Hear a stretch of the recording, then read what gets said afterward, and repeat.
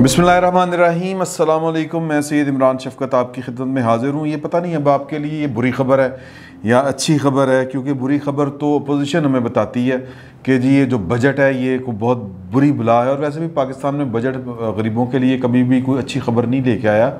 तो बहरहाल अपोजिशन जो है वो इसकी खामियाँ खोल खोल के बयान कर रही थी कुछ दिनों तक, लेकिन अब की ये ख़बर है कि जो अपोजिशन है उसने इसमें बजट की मंजूरी या कह लें, या बजट के असल में दो हिस्से होते हैं। एक हिस्सा होता है फ़ाइनेंस बिल। फ़ाइनेंस बिल होता है कि फ़ंड्स लगाने का या फ़ंड्स कहाँ से जनरेट किए जाएंगे और पैसा कहाँ से निकाला जाएगा। तो ज़्यादा जो पैसा इकट्ठा किया जाता है वो आप और मुझ पर टैक्स लगा के पैसा इकट्ठा किया जाता है, उसको फ़ाइनेंस बिल कहते हैं। दो हिस्से, अब मैं इसको तरतीब से आपके गुजारिश करता हूँ कि पहला होता है कि अखराजात ये होंगे हमारे। अच्छा, इन अखराजात को पूरा करने के लिए पैसे कहाँ से आएंगे, वो फ़ाइनेंस बिल होता है। एक्चुअली पैसा कहाँ से आएगा, पाकिस्तान के यानी पाकिस्तान के शहरियों के ऊपर नए टैक्स लगाए जाएंगे और इतना पैसा हम इकट्ठा कर लेंगे एक तखमीने के मुताबिक, ये इतने 3700 अरब रुपये या फ़लाँ जितने भी, और बाकी जो पैसे कम होंगे क्योंकि हमें पता होता है कि इतना पैसा तो कौम के पास नहीं है, मतलब आप निकाल ही नहीं सकते उनसे, तो फिर उनकी कैपेसिटी से ज़्यादा, तो फिर कहाँ से आएगा, फिर हम उधार पकड़ेंगे। जो आलमी साहूकार हैं, IMF, अमेरिका, व्हाट्सएवर, जहाँ से भी ज़रूरत पड़ेगी इतना पैसा हम उधार लेंगे। उसकी पार्लियामेंट उनको इजाज़त देती है हुकूमत को, तो फिर वो अपना यानी वो इजाज़त ही बेसिकली बजट की मंजूरी होता है। तो अभी फ़िल वक्त जो अखराजात वाला पोर्शन है उस पर बहस जारी है। उस पर होता ये है कि जी के हुकूमत कहती है कि ये जो वज़ारत ख़ारजा है या जो वज़ारत दफ़ा है या खैर वज़ारत वो डिफेंस वाला तो वो तफसील आती नहीं है पार्लियामेंट के अंदर, लेकिन होता ये है कि जी के वज़ीर आज़म हाउस, मैं इसकी सादा सी मिसाल दूंगा क्योंकि हमारे यहाँ वज़ीर आज़म हाउस या ऐवान सदर के जब अखराजात कितने होंगे उनकी मंजूरी पार्लियामेंट में दी जाती है तो फिर बड़ा शोर पड़ता है। इमरान खान साहब जैसे लोग शोर मचाया करते थे या मचाते हैं कि ओहो वज़ीर आज़म हाउस में इतने पैसे, वज़ीर आज़म क्या सोने का चम्मच लेके खाता है खाना, सोने के नवाले खाता है, इस तरह करके वो करोड़ों रुपए होते हैं। वो बेसिकली वज़ीर आज़म के सेक्रेटेरिएट के ही पूरा बजट होता है कि उसमें जनाब कितने मुलाजिम हैं, उनकी तनख्वाहें हैं, बिजली के बिल होंगे, फ़लाँ होगा, ये होगा, ब्ला ब्ला ब्ला जितना भी होता है। लेकिन हम उसको यूँ पोर्ट्रे करते हैं कि वज़ीर आज़म शायद जो है वो कहता है कि ले आओ जनाब आज मैं खाना खावांगा, वो जो मलका बरतानिया बर्गर खाती है मैं दोपहर खाऊंगा, तो एक कल्ला जहाज़ उड़ता है जो बरतानिया जाता है और वो बर्गर लेके बरतानिया से वापस आता है कि और फिर 4 घंटों में आ जाता है। यानी कोई जेट उड़ते हैं, F-16 उड़ते हैं कि बर्गर ठंडा भी नहीं होना चाहिए। वज़ीर आज़म जो है उन्होंने नाश्ता किया तो उनको लंच में हमने वो बर्गर देना नहीं, ये बात नहीं होती। वज़ीर आज़म सेक्रेटेरिएट को चलाना रियासत की ज़िम्मेदारी होती है और उस पर पैसा खर्च होता है, तो इसका मतलब ये नहीं होता कि वो वज़ीर आज़म की ज़ात के ऊपर पैसे लग रहे हैं। तो बहरहाल ये अपोजिशन का काम होता है कि जब वो अखराजात की तफसील पेश की जाती है तो वो इतराज़ जमा कराते हैं और उसको कहते हैं कटौती की तहरीक।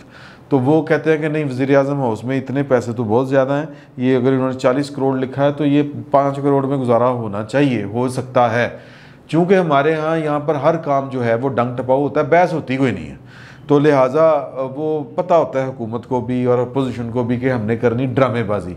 हुकूमत को पता होता है कि मैं ये फ़ाइनेंस बिल अगर पास ना हुआ, बजट पास ना हो तो मुझके ऊपर छुरी चल जाएगी, मुझे निकाल बाहर किया जाएगा, तो लिहाजा उसकी मजबूरी होती है वो करवाना और उसके लिए वो सब कुछ कर गुजरती है। और अपोजिशन को पता होता है कि यार कि अगर हमने ये बिल रोक दिया तो साईं जड़े ना, साईं कौन है पाकिस्तान में, साईं वो हैं जिन्होंने पाकिस्तान के बजट से तनख्वाह लेनी होती है, वो वज़ीर आज़म साहब हों या पाकिस्तान के मुलाजमीन हों या सर्विस ऑफ पाकिस्तान से ताल्लुक़ रखने वाले लोग हों। तो वो कहते हैं अच्छा ढाडी असी तैसी तुम साड़ी तनख्वाह रोकोगे, बात समझ रहे हैं ना। तो लिहाजा ये चूँ नहीं कर सकते होते। तो वो ये रहा है कि इस वक्त अब तक जो अखराजात हैं वो या कटौती की जो तहरीकें हैं 967 कटौती की तहरीकें रस्मन लिफाफा कार्रवाई जिसको कहते हैं ना, या वो रस्मी कार्रवाई या गोंगलों से मिट्टी चाटने के लिए कि हम इधर बैठे हुए हैं बस फॉर द सेक ऑफ हाज़िरी लगवाने के लिए 967 कटौती की तहरीकें पेश की थी अखराजात के ऊपर कि अखराजात कम किए जाएँ। तो उसके बावजूद वो यानी बावजूद से क्या है कि अपोजिशन ने सिर्फ जमा करवाई और उनके ऊपर वे को होता ना स्टैंड लेना, खड़े होना, बहस करना कि जी कि ये बताएं तफसील कि क्यों पैसे आपको इतने चाहिए, क्या करना है आपने। वो कोई बहस नहीं हुई और अपोजिशन की गैर संजीदगी के वजह से तकरीबन 30 खरब रुपए के जो अखराजात की मंजूरी है या कटौती की तहरीक है वो मुस्तरद करके 30 खरब की ग्रांट मंजूर करवा ली है। आपको मुबारक हो। और ये 30 खरब की जो ग्रांट मंजूर हुई है ये आप और मुझ के ऊपर टैक्स निकाला जाएगा, हमें निचोड़ा जाएगा, हमारे बच्चों के मुंह से नवाला छीना जाएगा, हमारे पेट पे लात मारी जाएगी, हमारे बिजली के बिल बढ़ाए जाएंगे, हमारे जनाब हमारे ऊपर मज़ीद टैक्स लगाए जाएंगे, इनडायरेक्ट टैक्स लगेंगे, माचिस की डब्बी के ऊपर टैक्स, ये जो इनकमिंग कॉल है 5 मिनट वो आपने सुन लिया होगा उस पर टैक्स और टैक्स का जो एक बुनियादी असूल है कि यार अगर आपने हमें कोई सहूलत नहीं देनी तो फिर टैक्स का था। तो दुनिया भर में ये एक असूल तय पा गया है कि जब मुझे कोई आपने सहूलत देंगे तो मैं टैक्स भी दे देंगा। वो नो टैक्सेशन विदाउट रिप्रेजेंटेशन, ये एक तहरीक चली थी बाकायदा अमेरिका में। तो उसके बाद ये वाला फिर फार्मूला के आप जवाब दे हैं। मिसाल के तौर पर मैं माचिस की तीली पे टैक्स, मेरे दूध पे टैक्स, मेरे बच्चों के दूध पे टैक्स, बच्चों की फ़ीस के पे टैक्स, पेट्रोल पे टैक्स, बिजली पे टैक्स, गैस पे टैक्स और किस चीज़ पे, आटे पे टैक्स। मतलब आपकी ज़िंदगी सुबह उठते ही टैक्स पे शुरू होती है और आपके सोते हुए भी आप सो रहे हैं लेकिन आप टैक्स दे रहे हैं कि बिजली चल रही है ना, पखा चल रहा है, टैक्स। तो वो बेतहाशा टैक्स, बिजली की कीमत अगर आप पढ़े वो है 2 रुपये और टैक्स मिला के यूनिट पड़ता है आपका 50 रुपये।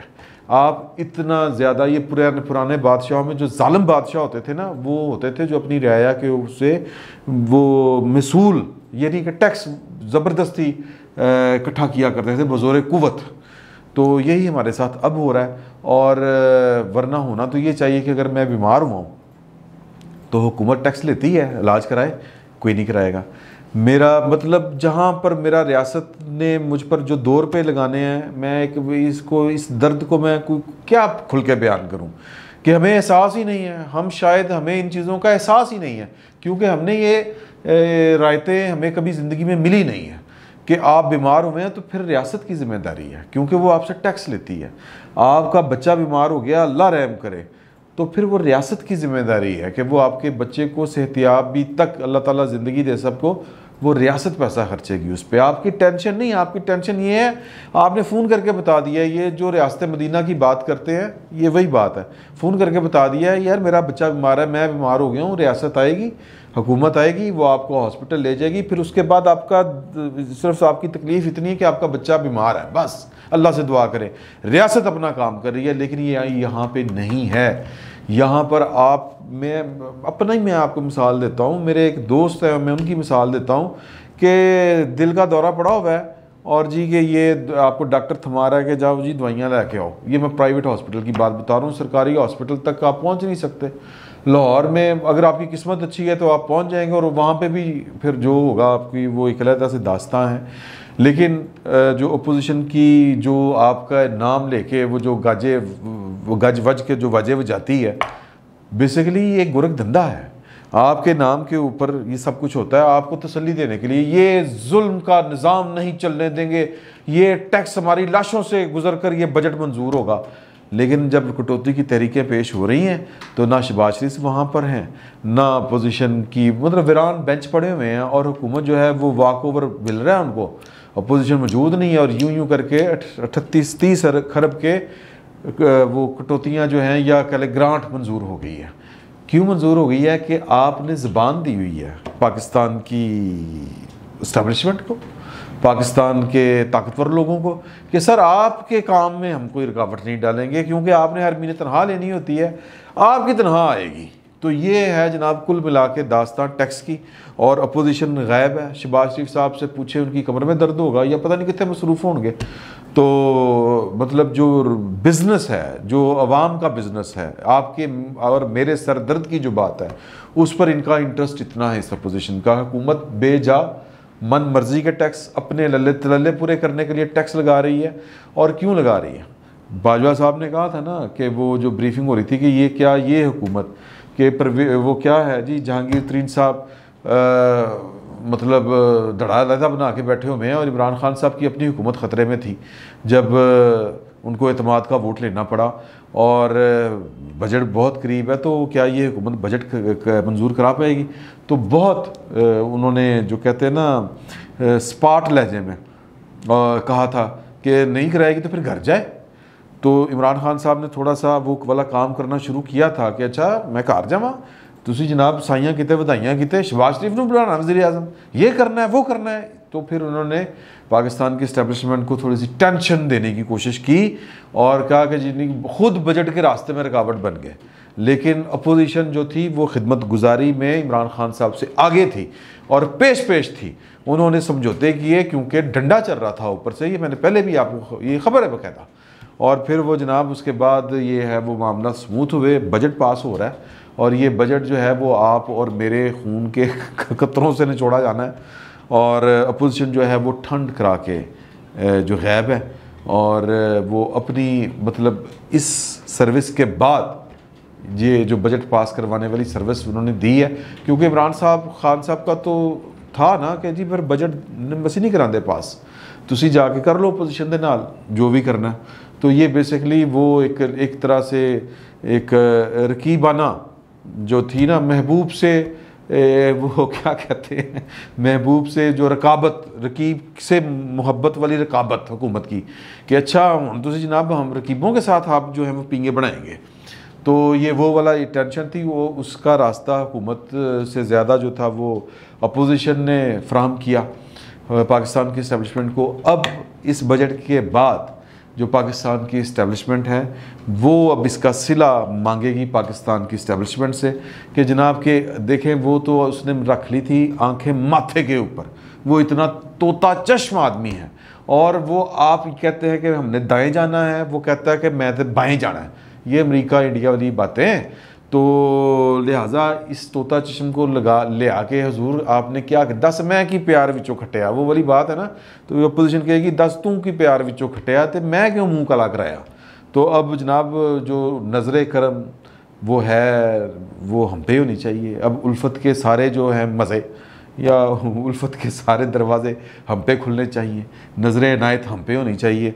तो अपोजिशन जो है वो इस बजट को अपनी गैर मौजूदगी यानी कि कह लें कि बगैर रुकावट खड़ी किए। पहले तो रुकावट हुकूमत की थी, वो दूर की अपोजिशन ने, और ज़ाहिर है कि पाकिस्तान की इस्टेब्लिशमेंट के कहने के ऊपर, वरना तो शहबाज शरीफ साहब की तकरीर ही नहीं हो पा रही थी। तो अब जो है वो हुकूमत मतलब उसको खुला मैदान दे दिया है अपोजिशन ने अपनी गैर मौजूदगी से। बिलावल साहब कश्मीर में मुजाहरे कर रहे हैं, जो है शहबाज शरीफ साहब वो APC का डोल डाल के गायब हो गए हुए हैं। अपोजिशन के बेंच जो है कौमी असम्बली में अगर आप देखें वीरान पड़े हुए हैं। कटौती की तहरीकें बग़ैर बहस के मंजूर हो रही हैं, बग़ैर वोटिंग के मंजूर हो रही हैं। तो खिदमत की जा रही है पाकिस्तान के उस इस्टेब्लिशमेंट की, वो सिविल ब्यूरोक्रेसी हर तरह की ब्यूरोक्रेसी जो है इसमें शामिल है, उनकी खिदमत की जा रही है। रियासत पाकिस्तान के मुलाजमीन की खिदमत की जा रही है कि हुज़ूर आला हमें खिदमत का मौका दें, हमने तो अब आपका बजट भी पास करवा दिया है, ये बंदा जो आप चूज़ करके लाए थे ठीक नहीं है, ये बड़ा गलत आदमी है। और ये देखें इसकी तोता चश्मियाँ देखें, इसने किस तरह नज़रें फेरी हैं आपसे, किस तरह अक्खां मत्थे ते रखियाँ। ये जफाबाज है, ये दगाबाज है, इसने आपको धोखा दिया है, इसने आपकी मोहब्बत की कदर नहीं की, इसने आपकी अनायात को अपने पाँव की ठोकर में रखा है, फजूल आदमी है, इसको फारग करवाएं, हम आपकी खिदमत के लिए हाज़िर हैं। तो पता नहीं ये जो अपोजिशन की ये जो चाल है या ये जो चापलूसी है ये भी कामयाब होती है कि नहीं।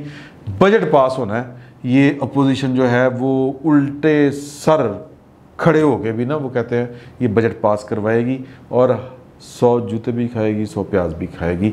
एक मिसाल ये भी ऐसे मौक़े पे दी जाती है। फिलहाल वक्त इतना ही, बहुत बहुत शुक्रिया आपका।